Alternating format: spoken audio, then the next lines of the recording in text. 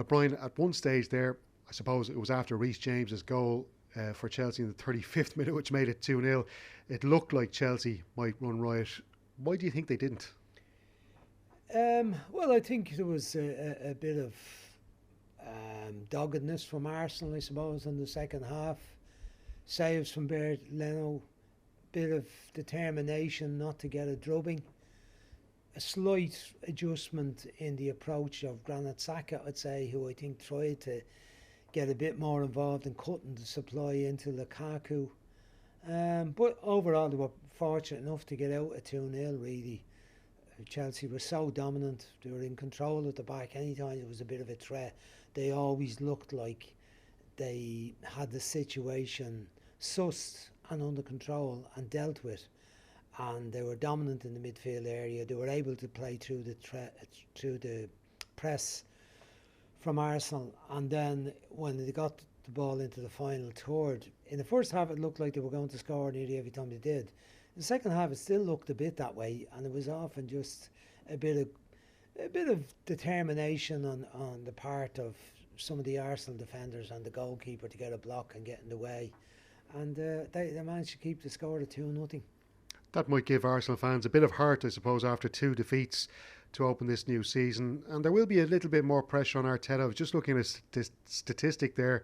It's his 20th defeat after 60 games in charge. It was over 110 games before Arsene Wenger suffered his 20th defeat for Arsenal. So a big difference there. But look, he had a huge amount of overhauling to do to that squad. But he has got money this summer.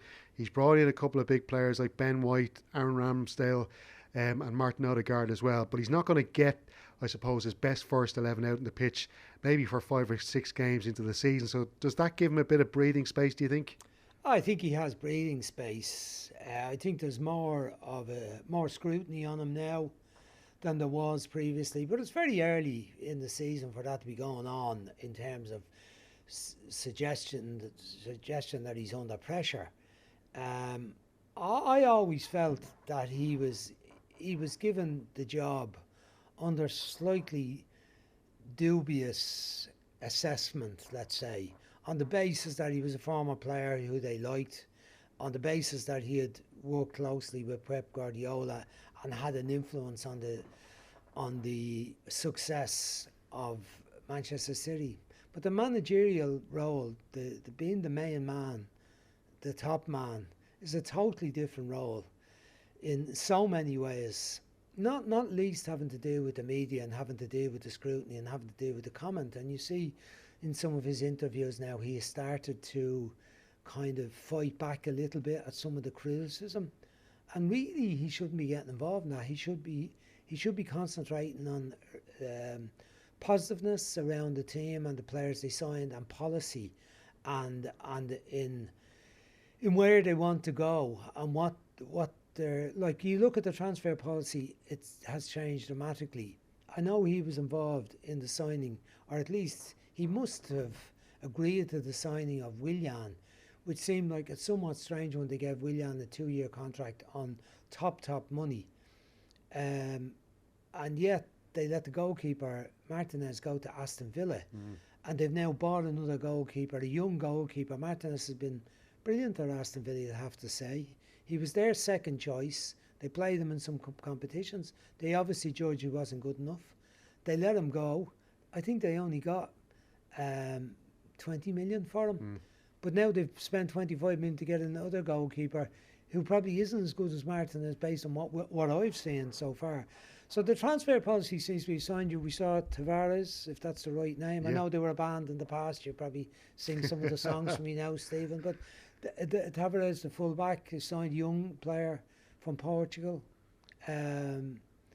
Martinelli is a young player coming into the team. Smith Rowe, young player coming into the team. Odegaard, another under-23 player. Ramsdale, I mentioned, another under-23 player. But it seems to be, the policy seems to be go for young players with potential that will retain the sell-on value in the future. What I'd say about that, that's okay as a policy, but you've got to sign players that are going to help you win the matches while that transition phase is going on, where they are in that phase, but they're finding it difficult to get some of them off the books. The ones that like they've got Ozil, they got rid of Ozil. They haven't got rid of an awful lot. They got rid of David Luiz, right? He still hasn't got a club.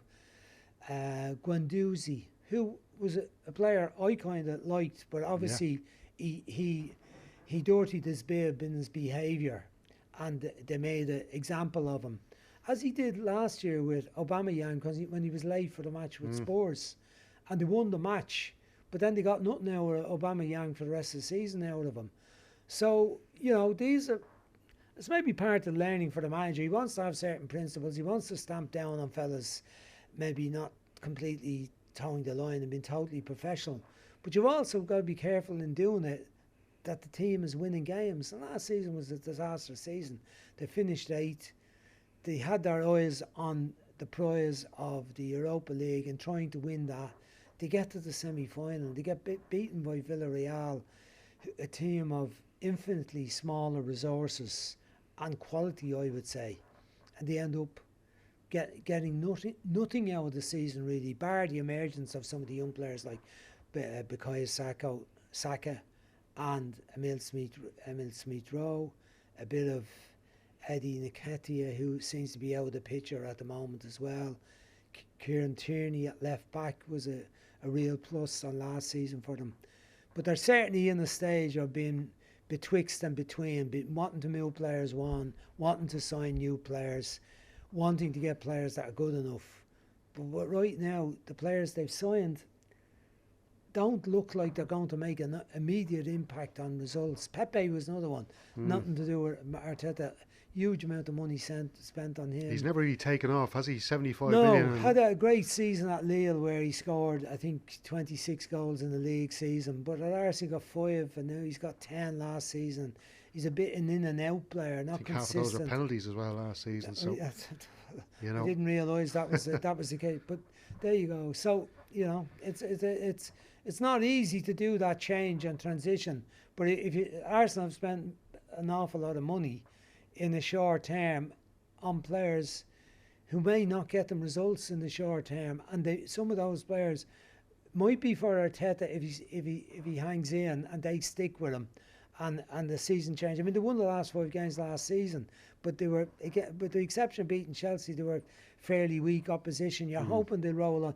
But I still go back to, there's a lot of difficulties around the COVID thing, and for managers, and getting a settled team, and getting all the players on the pitch, and getting the balance of what you want. But looked at the manager today, and I said, he's going, this is tough going, and it shouldn't have been a tough start for them. If they beaten Brentford, they got away with today, and people say, well, look, you know, we lost 7 home matches this year. Chelsea in great form. They're going to be in the running for the league.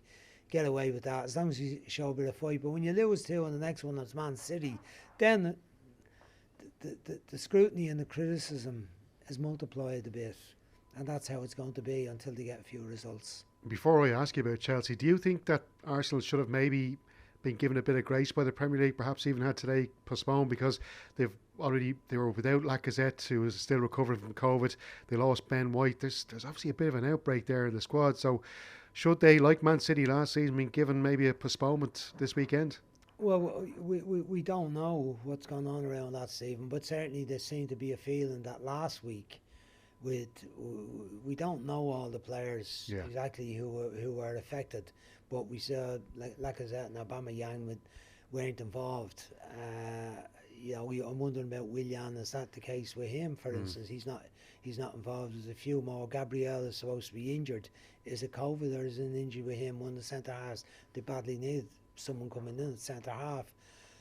So I don't know the answer to that, but it looks like they have had an outbreak. I mean, Ben White, £50 million, based on how he did, or €50 million, based on what he did at Brighton last year. It's a huge investment. Another young player with sell-on value, provided he does his stuff.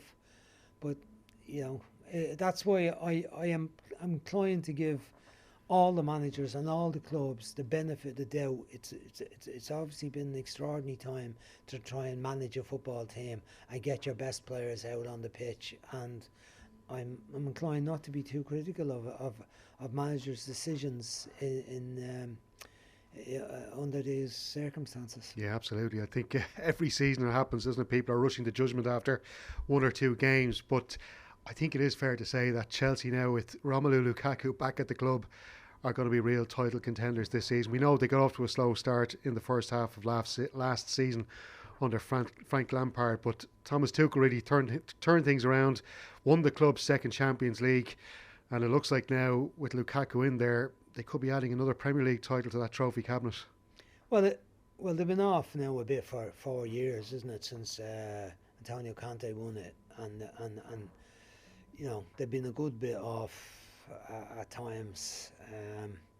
Too very good in the second half of last season was much better, but they look under this manager and with this group of players. I mean, it's interesting that Rudiger looked like a player who wasn't particularly wanted last year by Frank Lampard at times. Andreas Christensen similarly, Aspilicueta similarly weren't in the team regularly. Alonso, even there was talk of Alonso perhaps going in the summer. Yeah, and they are very much part of the package now. I think he picked his best team for the Champions League final. I look at that and say that was his best team with Thiago Silva started with Rudiger and Aspilicueta as the centre backs, and Chilwell and Reece James as the full backs, Kante and Jorginho in the middle of the pitch. Now Christensen come on after about half an hour in the Champions League final, was no bother. He was brilliant. Looked brilliant. Was part of that. But you know, I remember in advance of it thinking Hudson-Odoi might play based on the previous games, performance against Real Madrid in the semi-final. But looked at it and said, well, that's his best team to start in the final. Havertz and Mount and Werner up front. So they're all still there. And Alonso was playing these 2 games, has played very well, scored a brilliant free kick has started. Chilwell hasn't started yet. He's waiting on the bench to get a go. Young Chalobah played the first 2 games. I'm talking about the Villarreal match when they won the Super Cup and the league match. Brilliant last week. Got a great goal. So now he's got, and Kurt Zouma, he's got more for those 3 centre back positions. He's got options in the wing back positions. He's got Lukaku coming in, and I spoke about it in the commentary about the 4 or 5 players that could play off Lukaku or just behind in those number 10 position. I nearly 3 holding midfielders as well: Kovacic, Kante, any 2 of those 3, and Jorginho. Yeah. So Brian, you have to give huge credit to Tuchel, whatever about his tactical master plan and how he gets his team to play, but to keep all those players happy. They all seem to be happy to stay at Chelsea now to play for the coach, because they certainly weren't under Frank Lampard. Well, they were where we went under Frank Lampard. We don't know that. Nobody has left and nobody has been outspoken. No one has said that. But you know, the key to keep players happy is, are they getting the game? Everyone wants to play. Everyone wants to start in the match. Some players later in their career can end up saying, well, I'm happy to be the impact sub, like Kevin McMenamin or whatever. Yeah. You know, or Giroud will come on and maybe help me get that. Nobody really wants to be that. They want to go off and play somewhere. And that's how the game is. Now, because the number of competitions Chelsea were still going in late on, they were still going in the FA Cup. They were going in the Champions League. They were trying to get to the top 4 in the Premier League, because they were a good bit off at one stage. I think they were down to 7th. But anyway, they made it in the end. But that meant that there was a fair bit of rotation, trying to keep the players fresh with the games being so compressed. And players are happy once they know that they're getting a fair crack at the whip. And you know, I think back in the Champions League final, and he picked the team, the best team. I'm sure there was players felt, I thought I was going to start. Christensen, I had him down to start, and I picked my 11. I thought Christensen was going to start, and I thought Hudson-Odoi might start. But by the end of the match, I think he used the 4 or 5 subs in the game late on. Kovacic certainly come on, Ziyech come on, Pulisic come on. Players got on the pitch. They looked at the celebration after the match. They didn't look like there was any moany faces. They won. They won the Champions League. They were getting big bonuses. A lot of them got on the pitch, so they had no real gripe. And you know, he's picking them on form. He's picking them on what they've done in the game. And that's always the answer when players come and say, why am I not playing? Because your man played better than you, and I'm picking him, and we won the match. Funny, when I was managing, I used to hope that players didn't come to me and ask me why they weren't playing before the match, after I picked the team. Because I wanted us to play the match. And then I used to find fellas wouldn't come to me and ask me because we won the match.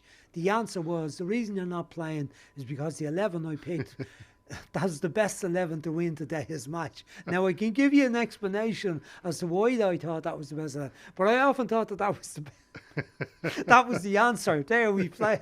And for Tuchel, that's often the answer. I don't know if anyone likes it. The players that I left out, whether they like that attitude. But it was one that was used to in my head, that sometimes it was kind of difficult to explain all the permutations and things that went through your head about why you felt that team that day was the team, you know. Be a few interested former Ireland players and St. Pat's players listening to this. Well, Brian, look, I suppose, would you have Chelsea as your favourites? I know, look, we don't want to be making too many crazy predictions this early in the season, but look, you know the squads, you know the players that Chelsea and Man City, Liverpool, Man United, you know, all the top sides there have. You know, are we looking at Chelsea as the leading contenders at the moment? But, you know, with, I suppose, just, you know, reservations maybe, seeing how many players they can keep fit and, you know, other European Chelsea were competitions. 19 points. Just check the figure I had there. They were 19 points short of Manchester City. Only 6 ahead of Arsenal as well. Funny yes, enough. in the finishing 4th and Arsenal finishing 8th. So that's over the whole season. Are they going to be better than that this year? I think they're going to be much better than that. We've seen indications of that today. Will they bridge that gap? Well, I think other teams can help them bridge that gap, because I think that it'll be a lot closer. Remember that Manchester City didn't have such a great start last season. They were well down the table. They were down about 12th position, I think, after 8 matches. They lost a few games early on, and people were saying, oh, it was the bubble burst match. But then they got on that roll. They went 26 games unbeaten, and they were strolling away by the end. I don't think that'll be the case this year. And I hope not, for the competition and for us and for those that have to talk about it and have to cover it. I think Chelsea will be one of those who will be in contention with Manchester City, with Liverpool, although I didn't think Liverpool were great yesterday, and the depth of their squad may affect them. They've got a lot of players back from injury now. Loss of Wijnaldum, have they replaced them? Remains to be seen. Konate's the only big signing. Centre back, they've not really done much about the front part of it. Seem to be happy to rely on what they had with the players, with Jota coming in to give competition with the front three, with Firmino and Salah and Mane, and some of the young players getting a go. And Curtis Jones at the end of last season will be the better of that experience. Harvey Elliott got a go yesterday. Keita getting more than a go. Milner's a year older. Henderson's back fit. But just think that their squad may not be as have the depth and experience of Manchester City and Chelsea, or also the resources, because Manchester City might still do that bit of business to get a centre forward before the window closes. But I think it'll be more competitive. But I wouldn't hang me hat on who the winner would be. I don't need to go into that game. Exactly. Stephen. Just to ask you finally, Brian, look, we're going to be here all day talking about Irish players, but there was just 2 in particular I wanted to mention to you. Daragh O'Shea on Friday night, I watched the game myself, West Brom against Sheffield United, excellent, but he got a second goal in 3 appearances this season, which is good to see, and I suppose he's going to be a player who will benefit a lot from the experience he'll get in the Championship. It looks like he's going to be the starter under his new managers there, West Brom with the Hawthorns, but also Shane Duffy. What a brilliant header he scored for Brighton, and again a man of the match performance for his club, where a lot of people thought he was on the way out, because that maybe they felt that Graham Potter didn't fancy him as a ball playing centre back. But 2 players who could be key for Ireland in those qualifiers in September, that gives us a little bit of hope, I suppose, going into tough games. Kieran Clark, you know, maybe disappointed to see him the fall guy for West Ham's defeat last week. I thought he played really well in our commentary game last week against West Ham. He was left on the bench, but look, there's more games for him to play, hopefully before those matches in September. But just your own thoughts maybe quickly on those lads. Well, I think Daragh O'Shea got a lot of good experience last year playing for West Brom. They were at the bottom of the table, scrapping. Sam Allardyce came in, the hope that he might be able to do a bit of a miracle for them. It proved too much. He certainly he was under pressure. A lot of games, it was back to the wall stuff, trying to play in the counter-attack. He was in the middle of a trio in there. At times he was in the full-back position. He got a lot of experience of the defensive side of the game. Now, it's a bit different when you're playing with a team this season where West Brom, same club, but probably on top in games and have more time on the ball, expected to be able to start attacks from there. Last year there wasn't so much of that with them. Teams were pressing them in their own final third, and it was get it out of the box, get it up to the front man, see what we could do. So I think that'll be good for his game as well. I think he's played quite well for Ireland. He's looked calm as we tried to build it up from the back. He's been a real positive. He had a bit of a tough time in Serbia, I think, in the game in Serbia with Mitrovic when we lost 3-2, was it 3-2? Yeah. And but he's learning the game. He's a good physique about him. I like the look of him. Great start, as you said. Couple of goals, good for his confidence. Then becomes a threat at set pieces with Shane Duffy. Shane Duffy looks like he has got his mojo back big time. Delighted for him. Had a very difficult time last year, as we know. A difficult time at Celtic, living in isolation in Glasgow, not going well for him on the pitch. The transfer of Ben White has helped him. He's got into the team, and he's very popular with the supporters. And there's nothing like playing well to convince the manager he should be in the team. Go back to that earlier one. Why am I not playing? Because the last time you played, you didn't play so well. Why are you in the team now? Because you're playing well. Yeah. Scored a goal. Yeah, playing well. Man of the match last week. Scores a goal this week. Another win. 2 clean sheets so far. He's in there. The old Duffy and Dunk partnership back in place. I used to say they sound like two great solicitors. They're back in place in the middle of that defence for Brighton. Yeah. And and the style of play under Potter will probably help him coming into Stephen Kenny's Ireland team, I'm sure, as well. Yeah, for sure. Graham Potter wants them to build it up from the back and to play it out from there. And that Shane has to probably be more precise in his passing and his positioning in the game, and also be careful not to take risks of trying to overdo it. Last game against Hungary, I thought he played well. Last Irish game, I thought he played sensibly and well and used the ball well and stuck it down the gully for Adam Ida to run after at times, which sometimes makes a lot more sense than always trying to build it up and let the opposition get their players back in the fence too quickly. So yeah, it's good. But look, there's a bit of time to go and matches to be played before the Ireland matches. Let's just hope that they stay fit and stay in form. Thanks, Brian. All right, you're very welcome.